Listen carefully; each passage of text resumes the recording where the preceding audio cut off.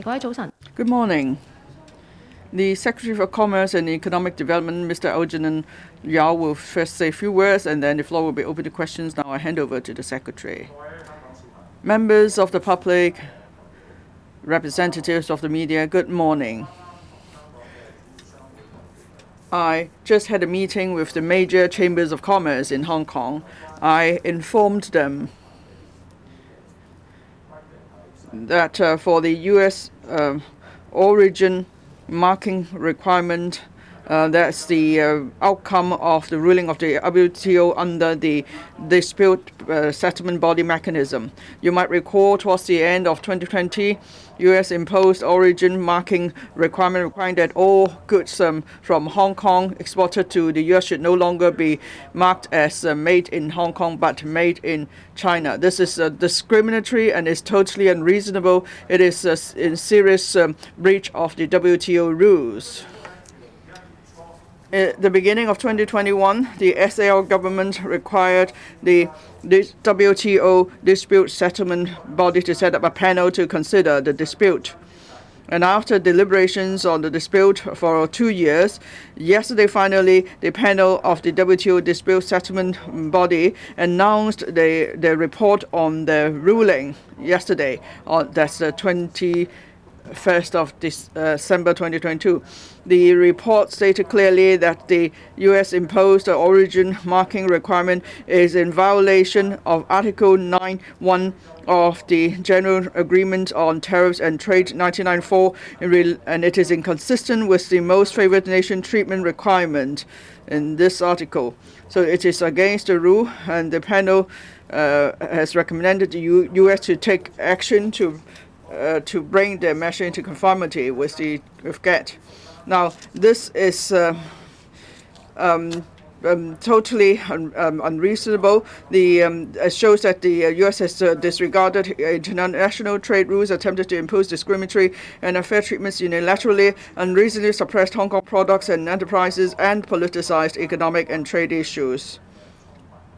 The panel has fully affirmed Hong Kong's status as a separate customs territory. Under the one country, two systems, such status is conferred by the motherland through the Basic Law. Pursuant to Articles 116, 151, and 152 of the Basic Law, the Hong Kong SAR is a separate customs territory and may, using the name Hong Kong, China, participate in international organizations such as the WTO and develop mutually beneficial economic and trade relations with economies around the world.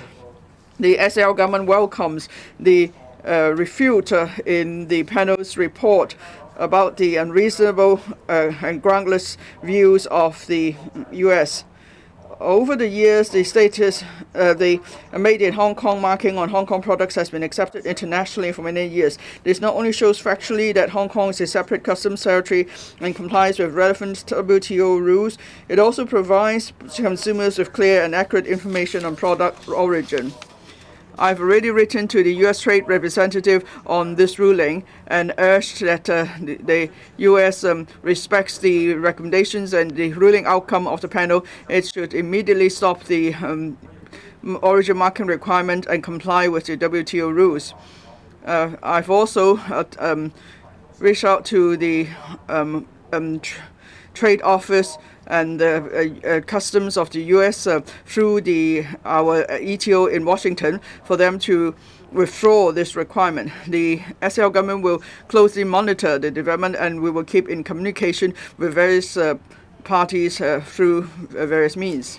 Now the floor is open to questions. First, before you ask questions, please identify the organization you represent. To the left at the back, the one in blue, please. Yes, I'm from cable TV.